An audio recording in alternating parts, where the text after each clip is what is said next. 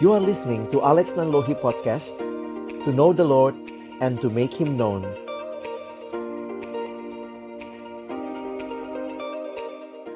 Mari kita berdoa sebelum membaca merenungkan firman Tuhan. Kami datang dalam ucapan syukur hari ini kepadamu ya Tuhan. Terima kasih untuk anugerah yang Tuhan sudah nyatakan dalam hidup kami. Dan kami mau meresponinya dengan memberikan juga seluruh hidup kami kepadamu ya Tuhan. Tuhan yang sudah memberikan seluruh hidupmu bagi kami. Kembali kami rindu melalui kesempatan pesta rohani ini. Tuhan menyapa kami dengan firman-Mu. Kami percaya firman-Mu firman yang kudus dan yang menguduskan hidup kami. Firman-Mu firman yang hidup dan yang menghidupkan kami. Firman-Mu firman yang tidak berubah, tapi firman yang kami percaya sanggup mengubah kehidupan kami. Itulah yang kami rindukan boleh menjadi bagian dari setiap kami yang beribadah hari ini. Waktu ke depan kami persembahkan ke dalam tangan pengasihan-Mu.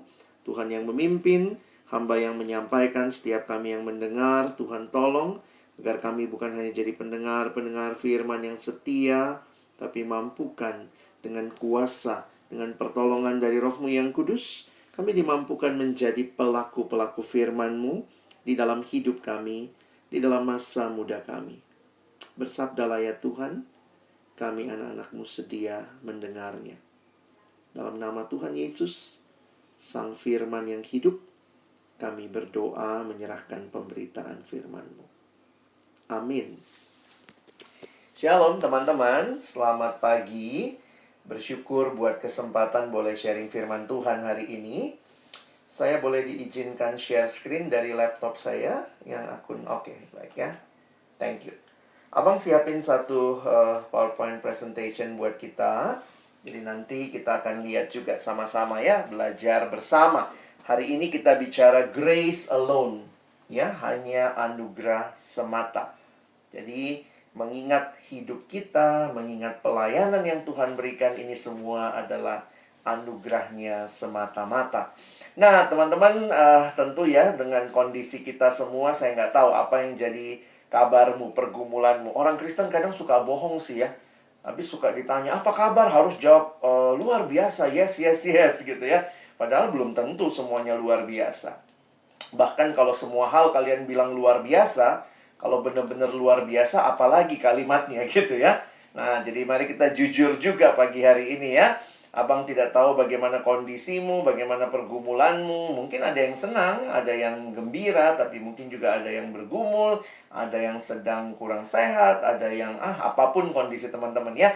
Yuk kita sharing sebentar ya. Sharing untuk paling tidak tahulah pergumulan kita ya.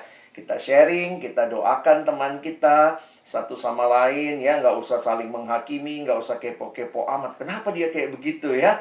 Nah, secara sharingnya yuk kita lihat sama-sama, pilih satu nomor saja ya.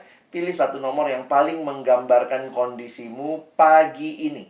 Abang nggak tanya kemarin dulu, pagi ini, sekarang ya. Mana yang paling menggambarkan kondisimu, nomor berapa? Silakan tulis di grup chat, hanya untuk kita lihat, kita doakan, kita saling tahu kabar kita ya. Mungkin kalau satu seksi cek gitu ya. Wih, temanku hebat hari ini ya. Dia nomor berapa? Silakan. Abang kasih waktu sekitar 1 menit ya. Apa kabarmu pagi ini? Thank you. Ya. Jadi jujur aja yang mana yang jadi kabarmu hari ini. Kita menginterpretasi gambar ya. Oke. Wow. Obed lagi melayang-layang ya di atas pohon. Silakan. Ada yang masih bilang, aduh kok susah kali gambar ini. Pilih aja salah satu ya. Ini hanya untuk menolong kalian. Thank you teman-teman. Ada yang nomor 5. Aduh, masih pengen tidur bang ya. Mungkin lagi hujan lagi, asik kali ya. Oke, silakan. Thank you buat sharingnya. Bisa saling mendoakan ya. Jadi saya berharap ini bisa menolong teman-teman juga ya, untuk bisa peduli ya sama teman kita. Kadang-kadang orang susah mengungkapkan. Tapi dari nomornya kalian bisa kira-kira, oh itu mungkin yang jadi perasaan dia hari ini ya. Baik, kita akan lanjut. Hari ini Abang ingin kita belajar tentang anugerah, tapi dari beberapa perspektif ya. Saya ingin ajak kita lihat terlebih dahulu bagaimana karya Tuhan dalam hidup kita. Ayat yang saya pilih pagi ini 1 Tesalonika 1 ayat 9 dan 10. Perhatikan ayat ini. Sebab mereka sendiri bercerita tentang kami.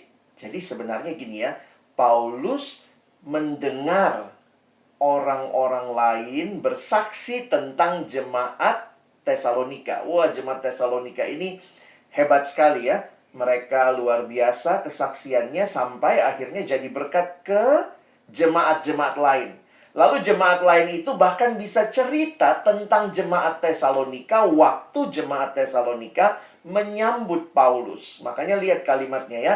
Sebab mereka, maksudnya jemaat-jemaat lain, mereka sendiri bercerita tentang kami, tentang Paulus dan tim. Bagaimana kami, Paulus dan tim, kamu sambut. Kamu itu jemaat Tesalonika.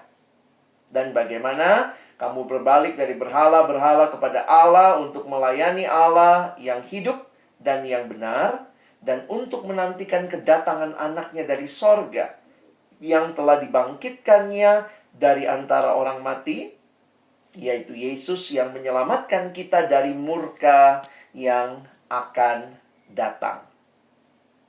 Teman-teman, saya mau fokus sebentar dengan kata cerita di sini ya. Sebab mereka sendiri bercerita.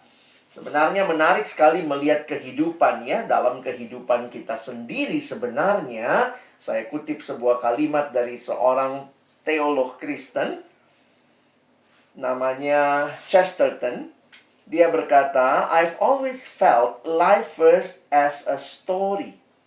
Seperti sebuah cerita, and if there is a story, there is a storyteller. Kalau kita lihat hidup sebagai cerita, maka jangan lupa ya, pasti ada dong yang menceritakannya, ada penceritanya, ada pembuat ceritanya. Contohnya ya, kalau kita lihat lagi ayat ini, ada berapa cerita di sini ya? Ada ceritanya Paulus, ada ceritanya orang-orang Tesalonika, ada ceritanya orang jemaat lain yang cerita tentang Paulus disambut di Tesalonika. Dan tentunya ini semua membuat kita menyadari bahwa hidup itu adalah rangkaian cerita, sadar atau tidak. Bahkan saya kutip kalimat dari Timothy Keller, dia berkata, orang tidak bisa membuat apapun menjadi sesuatu yang masuk akal atau memiliki arti tanpa menempatkannya di dalam semacam alur cerita. Sadar atau tidak, teman-teman, kita itu semua punya cerita. Dan cara kita mengerti hidup itu tergantung cerita apa yang kita pakai untuk kehidupan kita. Saya kasih contoh begini. Kalau cerita yang sedang kamu anggap, apa yang sedang kamu jalani adalah cerita kehidupanmu adalah sukses, punya banyak uang, maka lihat. Semua hal yang kamu lakukan dalam hidup itu dalam rangka cerita besar itu. Kenapa saya kuliah? Wah, saya kuliah baik-baik, saya berjuang supaya nanti apa? Saya bisa kerja, saya nanti kalau udah kerja, saya bisa ngerti keuangan, saya punya banyak uang, saya ngerti investasi, punya uang lebih banyak, nanti kemudian saya beli properti, supaya saya punya uang banyak, saya bisa sewakan, ya, uang. Tapi kalau mungkin cerita hidupmu adalah tentang keluarga, bagaimana bapak mamaku, nanti aku bahagiakan mereka, aku bawa jalan-jalan ke luar negeri, gimana supaya nggak mengecewakan bapak mama, lalu nanti bagaimana saya akan menikah supaya orangnya juga pas dengan apa yang bapak mama suka. Jadi semuanya kamu akan memberi arti kepada hidupmu sebenarnya dalam cerita yang sedang kamu jalani. Sadar atau tidak, kita sedang diberikan banyak cerita. Cerita yang diberikan oleh culture kita, oleh orang tua kita, atau bahkan oleh diri kita sendiri. Jadi itu seperti sebuah kacamata yang melaluinya kamu akan melihat hidup. Kalau kacamatamu uang, maka semua hidupmu tentang uang. Kalau kacamatamu orang tua, semua hidupmu tentang orang tua. Kalau kacamatamu adalah tentang hidup happily ever after, menikah, maka segala ceritamu tentang hal itu. Sadar atau tidak, kita sedang menghidupi sebuah cerita. Tetapi, Tuhan ingin mengajak kita juga melihat lebih dalam. Karena itu, kita memahami bahwa ada juga cerita yang lain. Bahkan ini cerita utama sebenarnya, yang harusnya menjadi cerita semua kita. Teman-teman, dalam buku yang ditulis oleh Bapak Christopher Wright, saya meminjam penjelasan beliau tentang apa yang menjadi ceritanya kita. Kalau kita ini orang Kristen, orang-orang yang percaya pada Kristus, harusnya cerita kita seperti yang Tuhan mau dong. Dan semua yang Tuhan mau, sudah Dia jelaskan, Dia sampaikan di dalam Alkitab. Karena itu mari kita belajar melihat hidup kita dalam ceritanya Alkitab. Kadang-kadang kita hanya berpikir Alkitab itu seperti sebuah buku yang kita baca. Tapi mari kita belajar juga melihat begini. Maukah kita mengizinkan Alkitab membaca hidup kita? Alkitab bukan hanya objek yang kamu baca. Tetapi Alkitab pada saat yang sama adalah firman Tuhan yang membaca hidupmu. Nah, kalau kita lihat Alkitab, cerita Alkitab itu menarik. Walaupun ada 66 kitab, tapi kalau diperes gitu ya sarinya, ternyata Alkitab adalah sebuah cerita dari awal sampai akhir yang sungguh luar biasa. Dan itu Bapak Christopher Wright mencoba meminjam penjelasan. Dia berkata, the Bible is like a drama. Seperti sebuah drama dengan 6 babak. 6 stages or 6 acts. Jadi kalau kita perhatikan, dia bilang, kalau kamu mau jelaskan tentang Alkitab dalam waktu 1 menit ke temanmu, pakai aja gambar ini. Langsung menjelaskan seluruh Alkitab dalam 1 menit. Pertama ada panah ke bawah, kedua tanda silang, ketiga tanda panah maju, keempat salib, kelima tanda panah maju lagi, dan keenam tanda panah ke bawah lagi. Apa sih artinya? Nah, dia coba menjelaskan bahwa kalau kita perhatikan seluruh cerita Alkitab, dimulai dengan yang namanya babak 1, creation. Ada penciptaan, Tuhan menciptakan. Namun kemudian terjadi dosa, fall. Yang ketiga, Tuhan beri promise. Tuhan kasih janji, dan janji itu digenapi dalam Kristus. Inilah rencana keselamatan dalam Kristus. Tetapi mari perhatikan, ini bukan akhirnya, karena akhirnya itu nanti waktu nomor 6. Ya, bukannya percaya Yesus sebagai akhir segalanya, tidak. Tetapi ketika diselamatkan, apa yang terjadi? Maka akhirnya, nah kalau dilipat ini, itu bisa ketemu nomor 1 sampai nomor 6 ya. Ini namanya nomor 6, new creation. Nah, ada satu babak itu di situ. Antara redemption sama new creation. New creation, kedatangan Kristus yang kedua kali. Jadi kalau kita tanya ya, lihat saja bagan ini. Kita hidup di nomor berapa sekarang? Di nomor 5. Iya dong ya. Jangan bilang, oh aku di nomor 2 bang. Aku samping ular waktu itu bang ya. Sempat selfie kami ya. Kita ada di dalam nomor yang kelima. Apa namanya? Bapak Christopher Wright memberi nama mission. Jadi ini adalah misi. Kalau teman-teman melihat hidupmu dalam cerita besar ini, ceritanya Alkitab, ceritanya Allah, maka kita jadi sadar sebenarnya ya, ini bukan sekadar cerita teman-teman ya. Saya mengutip kalimat dari Bapak Christopher Wright yang dia mengatakan, this is not only a story. Ini God's Word. Mari belajar melihat hidupmu di dalam perspektifnya Tuhan. Bahwa ternyata kalau kita lihat nomor 5 tadi, setiap kita, we are on a mission from God. So, find your place in God's mission and participate in God's mission. This is God's story. Yang kalau teman-teman renungkan ini dengan dalam, saya pikir ini akan mengubah hidupmu. Perhatikan. Kadang-kadang kita berpikir, saya sedang menjalani cerita hidup saya, lalu kemudian saya minta Tuhan, Tuhan masuklah, ayo masuk dalam hidupku ya. Jadi kayak Tuhan pemanis hidup kita, tapi ini ceritaku. Lalu Tuhan masuk ke hidup kita biar tambah indah. No. Kalau kamu mengerti Alkitab, Alkitab mengatakan this is not your story. Tetapi sebenarnya seluruh alam ini sedang berjalan di dalam God's story. Dan Tuhan yang mengundang engkau dan saya masuk ke dalam ceritanya. Jangan dibalik. Ini bukan ceritamu yang kemudian kamu undang Tuhan masuk dalam ceritamu. Tapi ini ceritanya Allah yang mengundang engkau masuk ke dalam ceritanya. Sadar atau tidak, inilah yang sedang kita jalani. Bagi kita yang percaya, kita menyadari bahwa cerita Allah yang sedang kita hidupi. Kenapa? Saya kasih contoh sederhana gini ya. Sekarang kan orang suka nonton apa? Drama lah, drama Korea lah misalnya ya. Yang suka drama Korea lagi nonton apa sekarang? Vincenzo. Nah, kalau lagi nonton Vincenzo misalnya gitu ya. Katanya kan penulisnya penulis terkenal tuh, penulis dramanya. Nah, saya membayangkan begini.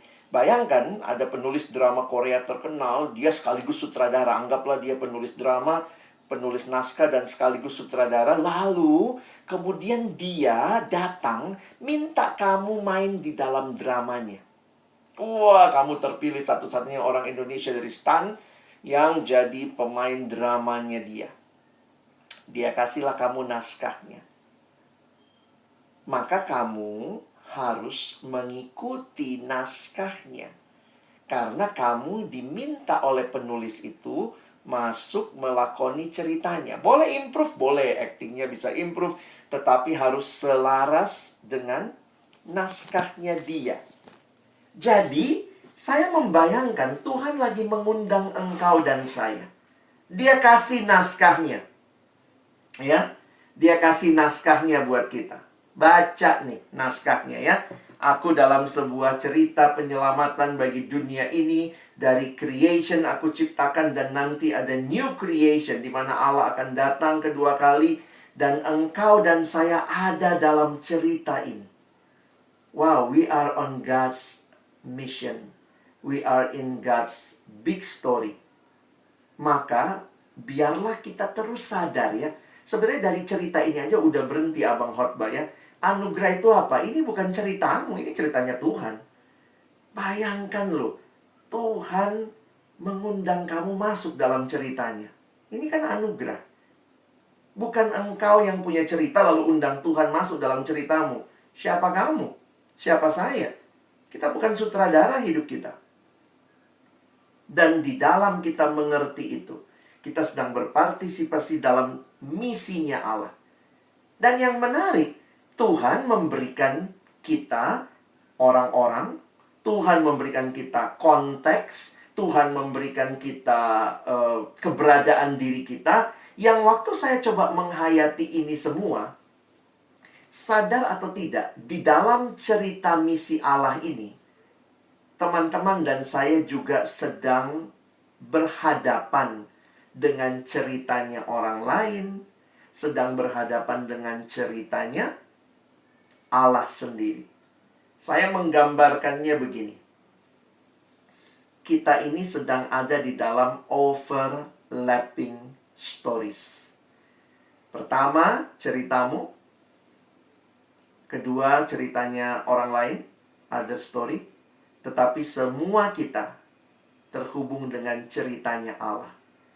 My story, other story, his story. Thank you buat kalian yang sudah cerita ya.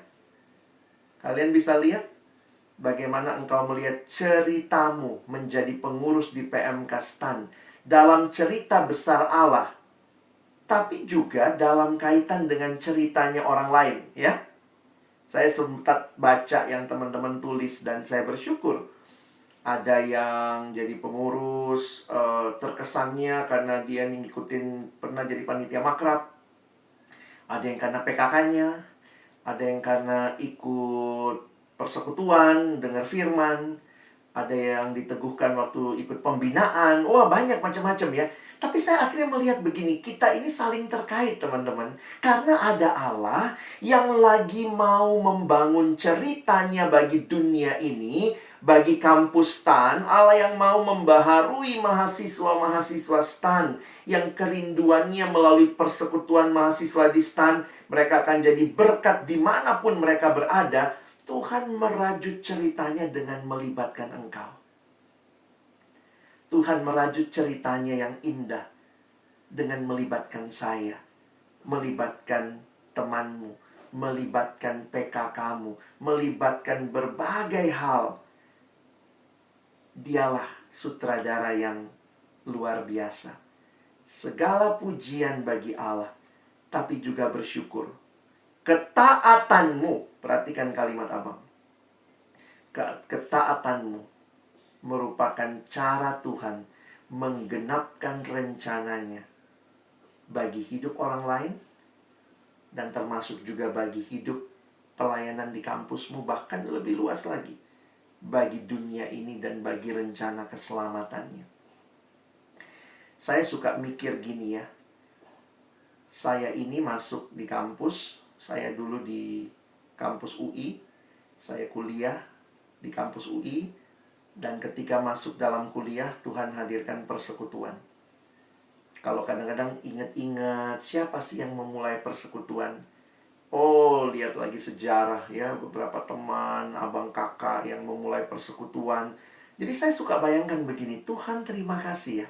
Ketaatan abang kakak waktu itu yang merintis persekutuan kami, membuat saya waktu masuk ke kampus ada persekutuan. Saya nggak kenal abang kakak itu. Tapi cerita dia dengan Tuhan, ketaatan dia jadi pengurus, ketaatan dia menyerahkan diri jadi pelayan di kampus saya. Ternyata Tuhan pakai sekian lama, akhirnya saya masuk. Waktu saya masuk, saya ikut kelompok kecil, teman-teman ya. Kelompok kecil. Jadi saya waktu sadari lagi gini ya, Tuhan cinta sekali sama saya. Wah, ini kalau mau bangga ya, wah Tuhan cinta banget sama Bang Alex ini ya.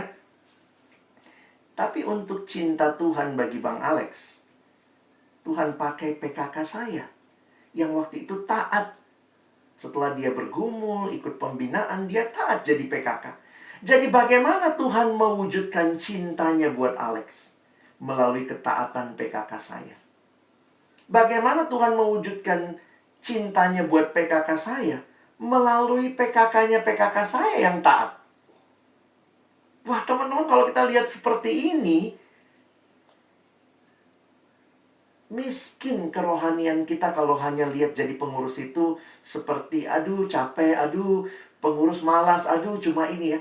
Saya pikir, wow, ini anugerah Tuhan loh. Tuhan undang kita masuk dalam ceritanya, dan ketaatanmu menjadi cerita yang Allah pakai bagi cerita hidup orang lain.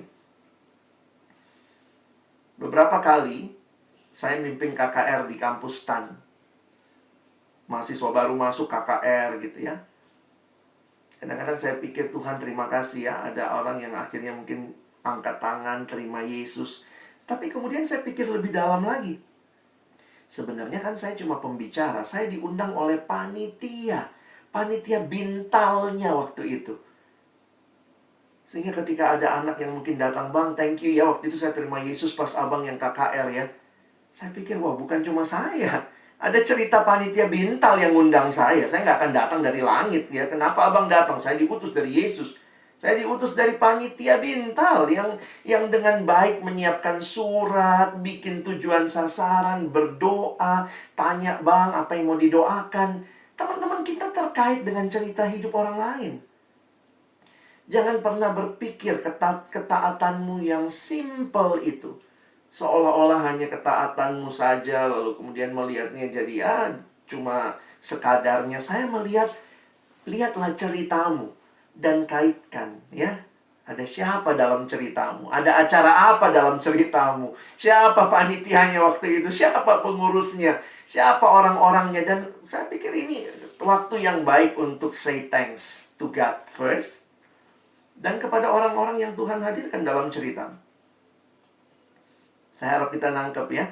Makanya tugas yang kalian lakukan, kalian ceritakan kenapa mulai tertarik, mulai melayani sungguh-sungguh di PMK STAN. It's not only your story. It's also other story. And the main thing, It's God's story. Dan Tuhan belum selesai dengan ceritanya. Oh, Tuhan masih bikin drama. Drama, bukan drama Korea ya. Terus Tuhan lagi buat sampai dia datang kedua kali. Dan Tuhan mau, ayo generasi ini yang sudah 6 bulan jadi pengurus, ayo bangkit lagi. Lihat anugerahku. Layani Tuhan, layani sesama. Ketaatanmu mengerjakan pelayananmu bisa jadi cara Tuhan yang indah menggenapkan ceritanya dalam hidup orang lain. Jadi kalau saya punya AKK, saya kadang suka mikir gitu, wow, AKK saya bisa sangat bersyukur. Makasih Bang Alex gitu ya, saya di kelompok kecilin. Saya bilang, ya yang kamu lihat depan matamu saya, tapi di balik saya ada PKK saya. Di balik PKK saya ada PKK-nya PKK saya. Di baliknya PKK-nya PKK saya, ada PKK-nya PKK saya. PKK-nya, salah, capek kita ya. Tapi yang penting dan perlu kita ingat, kenapa kita perlu retret tengah periode begini ya? Biar kita sadar terus, kita tidak sedang menjalani kisah kita. Ini anugerah Allah yang besar. Ya, saya harap ini jelas buat teman-teman. Dan sebenarnya itu yang saya rindu kita pahami dalam kaitan cerita ini. Jadi ini bukan cuma cerita organisasi yang namanya PMK, PKN, STAN gitu ya. Ini cerita orang-orang yang sedang ada di dalam rencana agung Allah. Nikmati itu. Dan biarlah kau serahkan dirimu. Tuhan, pakailah aku jadi perpanjangan cintamu buat generasi selanjutnya. Makanya kalau saya biasanya terharu itu kalau ke kampus saya, bukan lihat pengurus sesudah saya, tapi bisa lihat lagi pengurus sesudah pengurus adik kelas saya. Atau mungkin AKK-nya, adik kelompok kecilnya, adik kelompok kecil saya itu, wah terharunya luar biasa ya. Bahwa ternyata mungkin dia nggak kenal saya. Mereka nggak kenal saya siapa sih gitu ya. Tapi Tuhan pernah pakai saya dalam rangkaian ceritanya. Buat kampus, buat diri orang tertentu, dan bahkan bagi cerita keselamatan dunia ini ya. Itu kalau bikin di CV itu gimana ya? Banyak orang kan katanya mau nambah-nambah CV ya, bikin CV gitu ya. Pernah jadi pengurus. Gimana? Membangun kerajaan Allah lah tulisnya gitu ya. Itu biar hebat itu CV-mu langsung ya. Direkrut kau nanti karena membangun kerajaan Allah. Abang mau bagiin 3 prinsip saja pagi ini berkaitan dengan hal ini. Saya harap dengan waktu yang ada, saya bisa ajak kalian melihat 3 prinsip ini dengan cepat ya. Ini bukan prinsip-prinsip yang baru, tapi ini prinsip-prinsip yang saya pikir perlu kita terus disegarkan. Ya, saya mulai dengan ini. Prinsip pelayanan yang kita mau hayati dalam kaitan tema ini, ya sesuai dengan yang kita jadikan judul ya. Pelayanan adalah anugerah Allah atau kehendak Allah ya. Nah, dari penjelasan saya tadi udah jelas lah ya. Ini kan Tuhan yang selamatkan kita. Waktu Tuhan selamatkan kita untuk apa? Menarik sekali dalam 1 Tesalonika tadi. Kalau kalian lihat ayat 9 sampai 10, perhatikan yang abang garis bawahi ya. Itu kata-kata hubungnya gitu ya. Menarik tuh. Berbalik dari Allah kepada Allah. Berbalik dari berhala-berhala kepada Allah untuk melayani Allah yang hidup dan yang benar, dan untuk menantikan kedatangan anaknya dari sorga. Jadi bicara pengharapan ya. Tapi menarik tuh kalimatnya, dari kepada untuk. Jadi kalau bicara pelayanan teman-teman, kita tuh nggak bisa tutup mata bahwa kita itu adalah orang yang Tuhan selamatkan untuk melayani. Kalian coba lihat kalimatnya. Jelas banget kan? Berbalik dari berhala kepada Allah. Itu kan keselamatan. Berbalik dari berhala kepada Allah. Tujuannya berbalik dari berhala kepada Allah untuk apa? Untuk melayani Allah. Memang ini bukan konsep yang baru ya. Jadi kalau bicara keselamatan anugerah, maka buat saya pelayanan pun anugerah. Karena pelayanan dan keselamatan itu satu paket, teman-teman ya. Coba perhatikan, di Perjanjian Lama ada konsep yang kuat sekali diangkat, yaitu konsep penciptaan. Penciptaan berarti ada pencipta, ada ciptaan. Sebenarnya dari konsep penciptaan, kalau bicara pencipta berarti contoh ya, kalau abang ciptakan benda ini nih, saya ciptakan botol minum saya ini ya. Kalau saya ciptakan benda ini, maka begitu benda ini dicipta, pertama kali dicipta itu punya siapa? Punya penciptanya. Berarti di dalam konsep penciptaan, dalam konsep pencipta ada konsep penguasa, pemilik, tuan.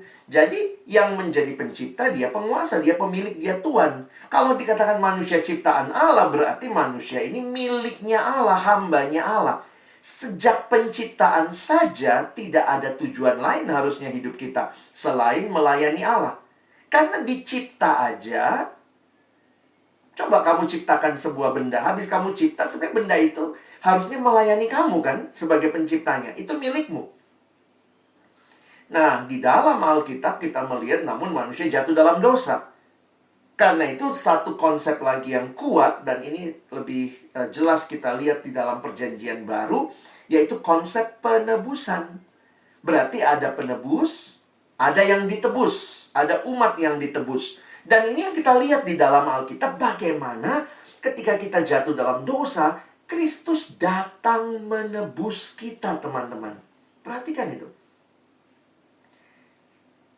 Kita yang berdosa ditebus. Ditebus itu berarti kan ini istilah dagang ya, dibayarkan sejumlah uang atau ditukar dengan barang supaya benda yang terjual atau tergadai itu ditebus supaya kembali jadi milik yang menebus.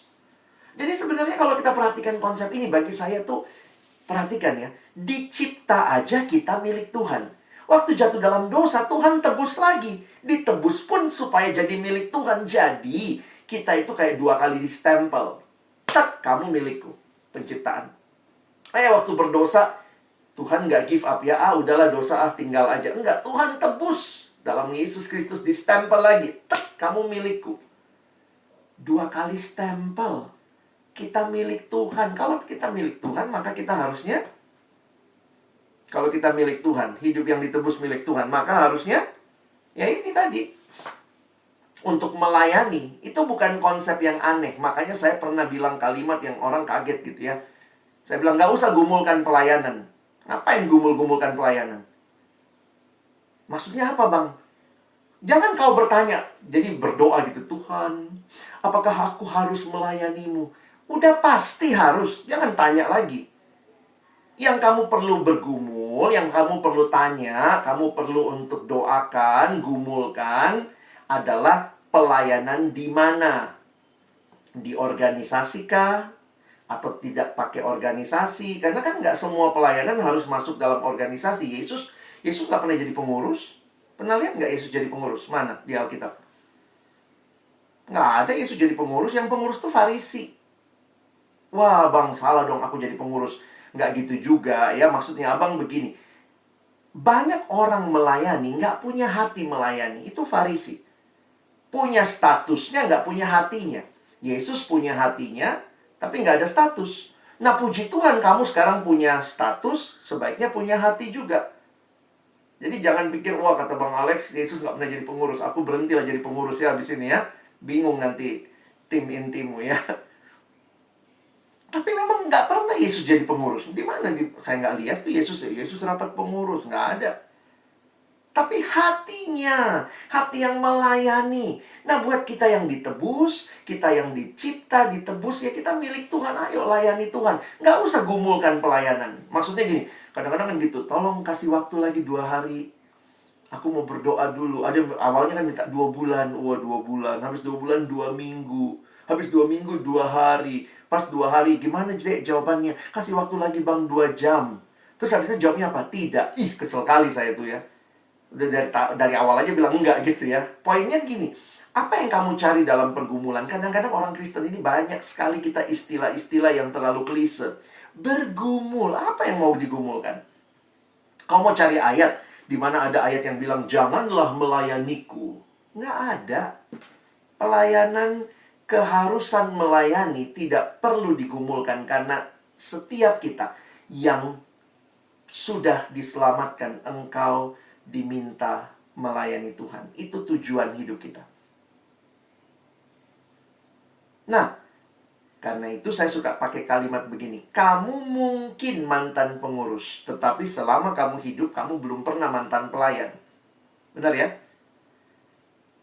Buat kalian yang akan selesai kepengurusan, jangan senang. Sekarang saya sudah bebas. Tanya lagi. Karena kamu kan dasarnya adalah pelayan kan. Tanya lagi, Tuhan, setelah pengurus di PA Kenstan ini, saya akan melayanimu di mana lagi? Mungkin Tuhan bilang, sekarang masuk lagi pengurus di alumni. Atau Tuhan bilang, sekarang masuk kau mengurus di gereja. Atau Tuhan bilang, oke, kamu tidak mungkin masuk, kamu mungkin nggak masuk pelayanan nih. Tapi kamu tetap punya hati yang melayani. Bisa juga. Saya pikir Tuhan kreatif sekali gitu ya. Jadi teman-teman mesti menghayati nih. Keselamatan itu satu paket dengan pelayanan. Yang kita gumulkan itu yang teknisnya ya. Melayani di mana, sebagai apa. Saya mau tahu dong bang, bidang ini gimana. Kasih saya gambarannya supaya saya bisa bergumul. Itu yang digumulkan. Jadi jangan gumulkan pelayanan sok-sok cari ayat. Janganlah melayaniku. Nggak ada. Hal yang jelas tidak usah digumulkan. Itu buang waktu.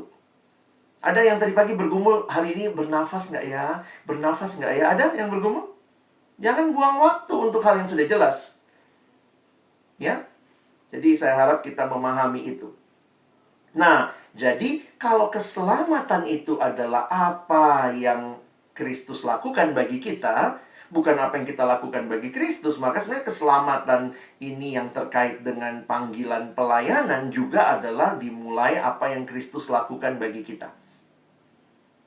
Jadi kalau kalian mengerti konsep keselamatan dan konsep pelayanan menyatu, pelayanan adalah anugerah Allah, yang saya harus ingatkan, itu bukan sekedar doing, tetapi it's rather being. Being itu keberadaan kita. Setiap kita adalah pelayan. Jadi bukan kalau bicara apa itu pelayanan. Pelayanan adalah jadi pengurus, jadi apa, melakukan apa. No, Alkitab bicara pelayanan itu berkaitan dengan keberadaan diri yang sudah ditebus oleh Tuhan. Engkau dan saya seumur hidup pelayan Tuhan. Jangan lupa itu. Ya. Yang kedua, karena itu juga kita hayati bahwa pelayanan adalah buah dari relasi dengan Tuhan. Ya. Kenapa ini penting? Kita tidak mendadak jadi orang yang kudus, jadi orang yang yang rajin ibadah hanya karena mau melayani. Enggak sih ya. Saya melihat pelayanan yang sejati lahir dari memang orang itu sudah berelasi dengan Tuhan. Karena itu dalam pelayanan kita di kampus juga ada standarnya ya. Jadi pengurus, pertama jelas dia sudah terima Yesus, lahir baru. Dan berjuang ya. Abang nggak bilang sempurna ya, karena belum ada dari kita yang sempurna. Tapi kita berjuang dalam relasi dengan Tuhan. Berjuang dalam persekutuan kita dengan Tuhan. HPDT, HPDS, dengan sesama. Itu adalah sebuah relasi yang kita hidupi. Masih ingat pasti cerita ini ya, Maria sama Marta. Siapa yang Tuhan Yesus puji? Tuhan Yesus memuji Maria.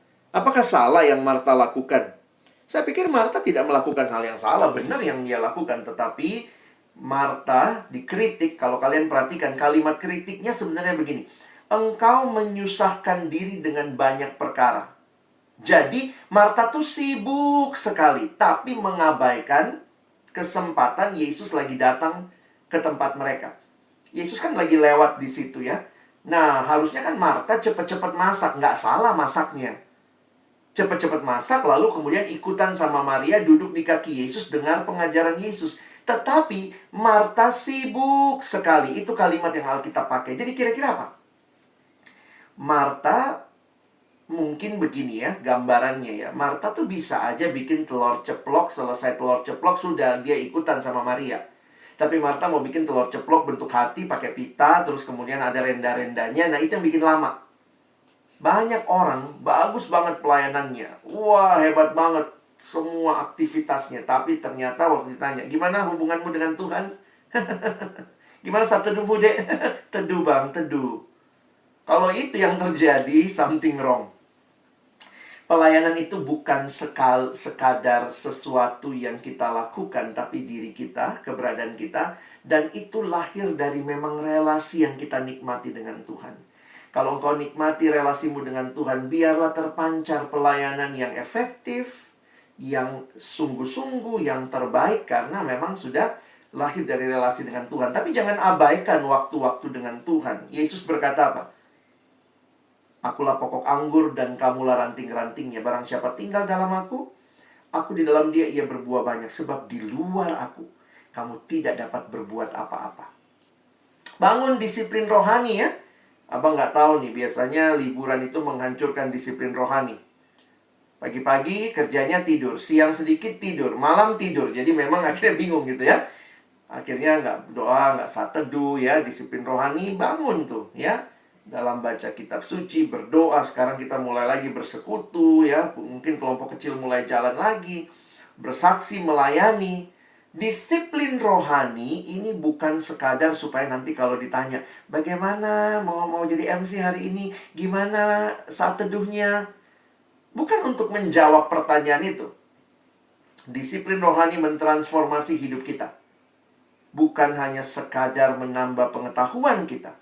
Melalui disiplin rohani, Allah mengubahkan engkau dan saya semakin serupa dengan Kristus. Oke? Jadi saya harap mengerti anugerah, mengalirlah juga relasi yang indah, dan dari relasi itu pelayanan yang terbaik kita berikan. Selanjutnya, pelayanan juga itu dimotivasi oleh kasih. Teman-teman, ini satu hal yang bagi saya menarik untuk kita renungkan. Kadang-kadang kita berpikirnya begini. Ini banyak terjadi buat kita yang melayani Tuhan. Kita rasanya begini ya. Dalam pelayanan itu kita pakai jenjang. Mulai, ya biasanya saya kalau baca tadi sharing-sharing kalian ya.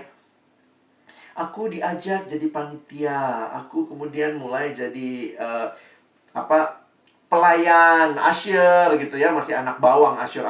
Lalu nanti naik gitu ya. Jadi panitia. Habis jadi panitia dilihat bagus, oh naik lagi nih, naik kelas. Oh ditawarin jadi pengurus. Atau jadi tim dulu, tim kerja. Habis jadi tim kerja naik jadi pengurus. Habis jadi pengurus seksi, naik jadi ketua bidang mungkin. Nanti dari ketua bidang naik lagi dia jadi tim inti. Wah, BPH-nya. Wah, itu rasanya kayaknya sedikit di bawah Tuhan Yesus ya. Bisa begitu kita rasanya. Sehingga kita lihat pelayanan itu kayak jenjang karir. Naik gitu ya. Dan yang sering kali kita lupa adalah kita lupa anugerah Tuhan. Apa maksud abang lupa anugerah Tuhan? Kadang-kadang kita rasanya begini. Kayaknya kalau saya makin banyak tanggung jawab di pelayanan, Tuhan makin sayang sama saya. Naik jadi pengurus, wah Tuhan tambah sayang.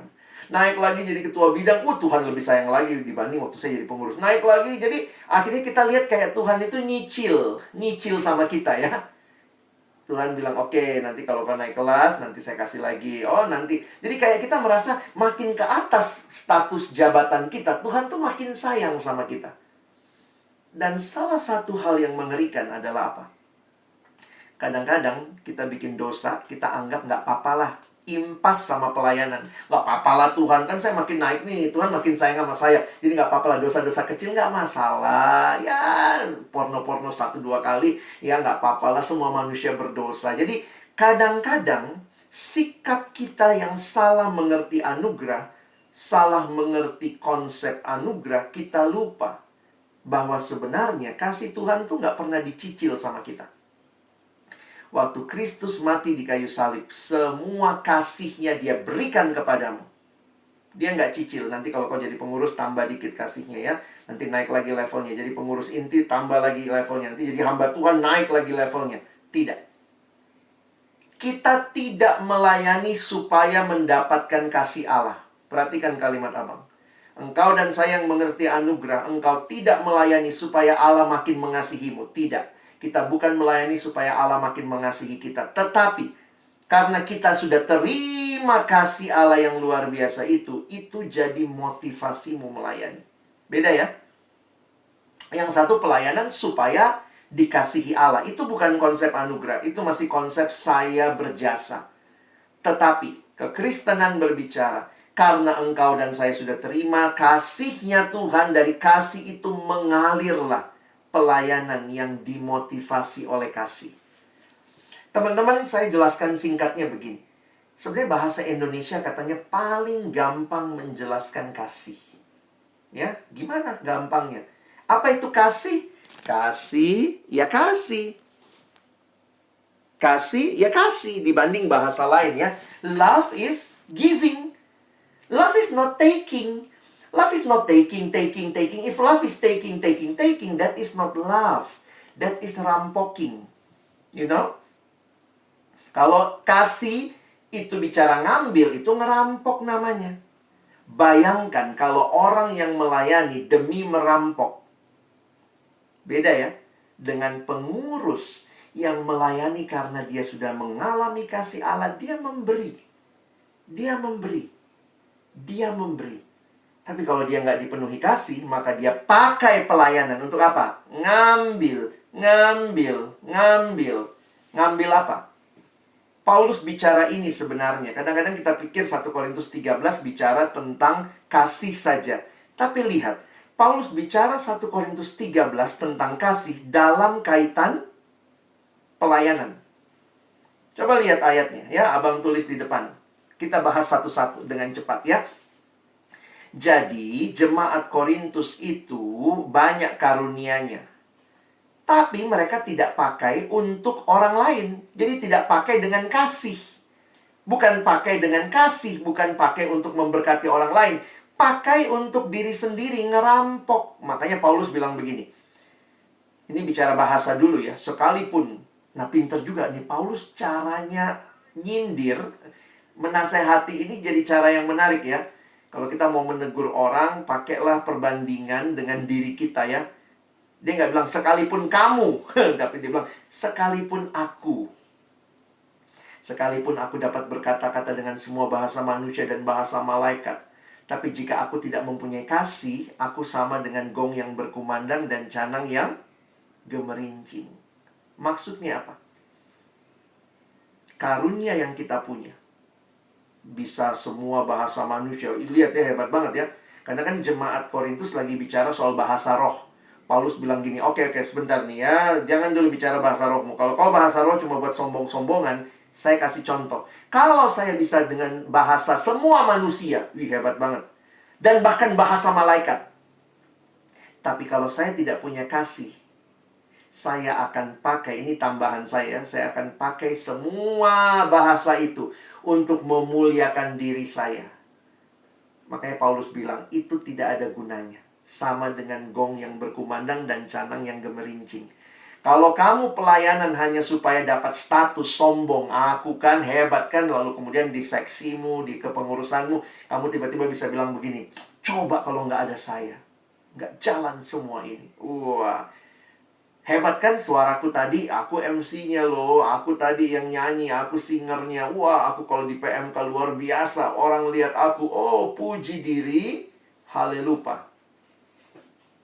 Kalau itu tujuanmu melayani, no, nggak ada gunanya.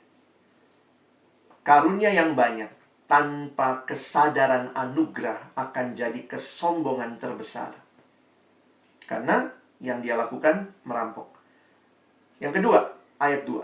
Sekalipun aku mempunyai karunia untuk bernubuat dan aku mengetahui segala rahasia. Hebat banget. Dan memiliki seluruh pengetahuan. Dan sekalipun aku memiliki iman yang sempurna untuk memindahkan gunung. Tetapi jika aku tidak mempunyai kasih, aku sama sekali tidak berguna. Banyak orang punya karunia. Tuhan loh yang kasih itu. Tapi dia pakai untuk kepentingan dirinya, kemegahannya. Paulus bilang gak ada gunanya. Ayat 3, ini lebih hebat lagi teman-teman ya. Sekalipun aku membagi-bagikan segala sesuatu yang ada padaku, bahkan menyerahkan tubuhku untuk dibakar. Tetapi jika aku tidak mempunyai kasih, sedikit pun tidak ada faedahnya bagiku. Ada orang yang berkorban luar biasa jadi pengurus. Ada yang sampai menyerahkan tubuh untuk dibakar, kata Paulus. Tapi kalau nggak ada kasih, pengorbananmu itu apa? Supaya kamu dipuji orang. Hebat ya. Memang dia tuh ya kerja keras tuh. Sampai sakit dia loh. Hebat banget. Sampai mati dia jadi pengurus. Paulus bilang, kalau itu semua kau lakukan supaya kau dapat nama. Ada orang gitu ya, makin dia sakit kan makin dia senang. Teman-teman bilang, iya tuh luar biasa dia pelayanannya sampai sakit loh. Oh, puji aku. Jadi dalam kesakitan pun masih take credit, masih ngerampok juga. Sampai mati di kuburan pun maunya merampok terus. Paulus bilang gak ada gunanya. Saya waktu renungkan ini teman-teman, saya jadi ngerti ya. Kasih itu ya kasih. Mau ada yang lihat, mau tidak ada yang lihat, mau ada yang puji, nggak ada yang puji. Kasih itu bukan supaya saya dapat sesuatu, tapi saya memberikan sesuatu. Dan kasih itulah yang Tuhan tunjukkan di kayu salib. Ada yang dia rampok dari kita? Waktu Tuhan mengasihi kita, dia kasih semuanya buat kita. Dia tidak merampok apapun. Saya mau ingatkan, kalau kamu mengerti kasih Allah, maksudnya kalau kamu mengerti anugerah Allah, kamu pun akan mengerti apa artinya kasih. Kamu tidak ngambil. True love is about giving everything and expecting nothing. Mungkin setengah tahun ini kamu capek juga pelayanannya, tapi biarlah itu lahir dari kasih. Saya rindu jemaat bertumbuh, saya siapkan pembinaan, kami rapat sampai malam, kami kontak pembicara. Ya, itu sebuah bentuk kasih. You can give without loving, but you cannot love without giving. Wah, ini kalimat sangat striking buat saya. You can give. Teman-teman bisa berkorban, tapi itu without loving. Saya kasih contoh begini. Kalau kita naik mobil di Jakarta, atau di banyak daerah lah ya. Biasa kalau pas berhenti di lampu merah, tiba-tiba di samping mobil kita ada tuh yang ngejerek, jegrek gitu ya, nyanyi gitu ya. Namanya pengamen. Biasanya di lampu merah ada tuh. Nah, apa yang biasanya kita lakukan? Udah ada tempat uang kecil di mobil, maka kita ambil uang itu, kita buka kaca mobil biasanya ya. Bukanya besar? Oh, besar? Oh, enggak lah, kecil aja. Siapa tahu dia ngeri kan? Jadi kita buka kecil, kita kasih. Kamu kasih kan? Apa tujuanmu ngasih? Karena kamu mencintai dia, mengasihi dia. Aku kasih ini supaya kamu bisa baik hidupmu. You give. Itu love? No, bisa jadi begini. Ya nggak semua ya, kalau kalian tulus puji Tuhan. Tapi biasanya kan kita buka gitu, kita kasih. Kenapa? Ini uang ya, ambil ya. Cepat-cepat pergi dari mobilku, serem aku lihat kau. You give without love. Tapi kalau kamu mengasihi, tidak mungkin kamu tidak memberi. Karena itu hanya orang yang mengalami kasih Allah dimampukan untuk mengasihi sesama. Teman-teman yang dikasihi Tuhan, saya rindu prinsip-prinsip ini kalian pegang sebagai orang-orang yang mengerti anugerah Tuhan. Pelayanan itu selalu ada harga yang harus dibayar.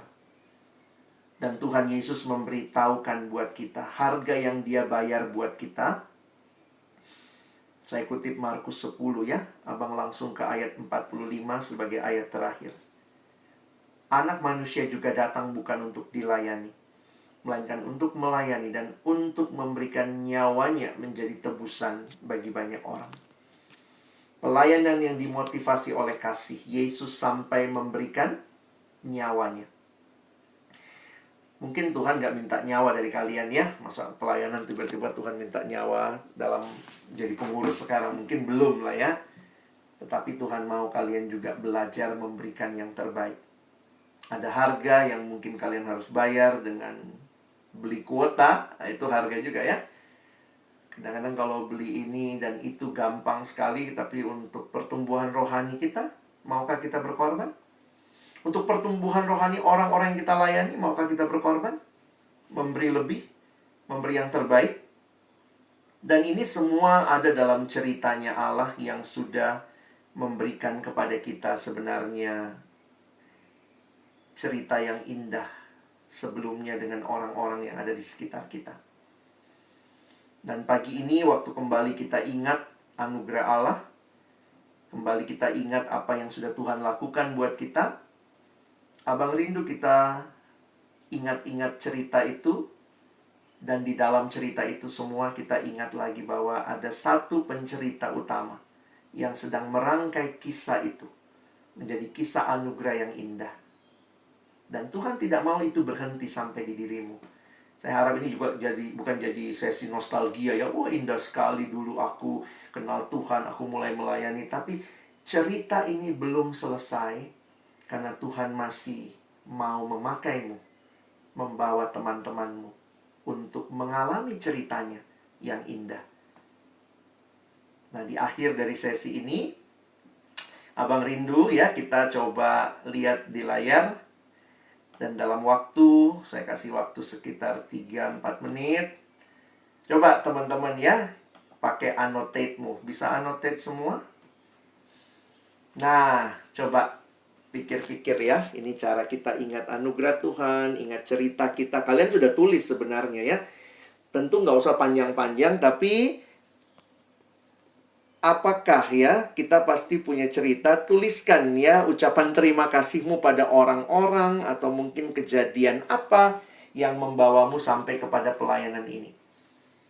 Adakah kamu mungkin ingat, bisa jadi ya, saya ingatnya 2 hal. Pertama, makrab dan abang ini gitu ya. Silakan teman-teman dalam waktu yang ada ini, pakailah annotate-mu kalau kamu dari laptop atau dari HP. Ya, kalau HP agak susah ya, tapi bisa nulis ya. Coba tulis, ada orang-orang kah yang kamu mau syukuri di hadapan Tuhan? Dan juga atau mungkin kejadian atau peristiwa atau mungkin acara tertentu. Nah, silakan. Saya kasih waktu supaya kita bisa saling melihat apa yang ditulis, saling bersyukur ya. Apa yang Tuhan berikan. Dan ini jadi kekuatan bagi kita untuk melangkah dalam pelayanan kita. Silakan teman-teman. This is not only your story. This is not only my story, your PKK story, your campus stand story, but this is His story. Dan Tuhan sedang merajut kisah ini bagi kita. Mari kita berdoa. Tuhan, terima kasih buat firman-Mu, setiap kebenaran yang menguatkan hati kami, meneguhkan kami lagi bahwa semua ini adalah anugerah Tuhan. Kami tidak sedang menjalani sebuah cerita sendirian, tetapi Allah yang telah memiliki rencana yang indah, melibatkan kami perlahan-lahan masuk mengerti kisah-Mu. Ketaatan demi ketaatan kami membawa kami lebih jauh lagi menapaki kisah Allah bagi hidup kami. Terima kasih karena dalam kisah itu kami tidak sekedar berjalan sendiri, kami berjalan bersama saudara-saudara kami yang lain yang juga sedang berjuang di dalam ketaatan hidup bagi Allah. Dan terima kasih Tuhan sedang merangkai kisah yang indah juga bagi kampus TAN. Karena itu Tuhan juga memberikan peneguhan bagi para pengurus di setengah periode ini untuk terus melihat anugerah Tuhan dan kemudian bangkit. Kalau ada dari kami yang lagi terpuruk saat ini, kuatkan kami, bangkitkan kami. Kalau ada dari kami yang sedang lesu saat ini, Tuhan berikan kekuatan kepada kami. Dan bagi kami yang sedang dalam semangat, Tuhan tolong memelihara semangat itu sehingga kami bisa melayani Tuhan dan sesama lebih baik lagi. Terima kasih sekali lagi buat firman-Mu. Terima kasih buat kesempatan kami sharing. Terima kasih untuk setiap nama, setiap momentum, setiap kepanitiaan, kegiatan yang Tuhan telah pakai. Dan karena itu kami yang saat ini juga mungkin sedang menjadi bagian yang menyiapkan acara, kegiatan ini, atau jadi pribadi yang memimpin kelompok kecil, pribadi yang membimbing orang-orang yang kami layani. Ingatkan setiap kami bahwa Tuhan pun sedang memakai semua itu, menggenapkan rencana-Mu yang indah bagi setiap kami. Terima kasih Tuhan, hamba-Mu selesai berbicara, tetapi teruslah berbicara dalam setiap kehidupan kami, setiap hidup adik-adikku. Menolong kami terus taat, berjalan di dalam kisah Allah, His story in our life. Dalam nama Tuhan Yesus kami bersyukur, kami berdoa. Amin.